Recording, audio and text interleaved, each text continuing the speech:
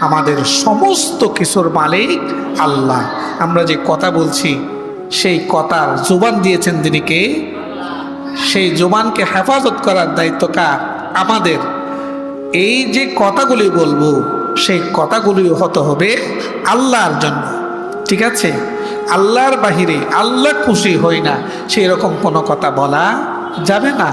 মুখ আছে, কথা বলতেই হবে, কিন্তু এমন কথাই বলতে হবে যেই কথা একবার বললে রব্বুল ইজ্জত খুশি হয়ে যায়। সুবহানাল্লাহ। প্যারা হাজরিন, পবিত্র কোরআন শরীফে বলেছেন আল্লাহ রব্বুল আলামিন, আমরা যে কথা বলি, আমরা যে মানুষের সাথে কথোপকথন করি, আল্লাহ রব্বুল আলামিন বলেছেন ওই কথা সবচেয়ে বেশি উত্তম যেই কথা আমি আল্লাহ রব্বুল আলামিনের প্রতি ডাকা হয়। সুবহানাল্লাহ।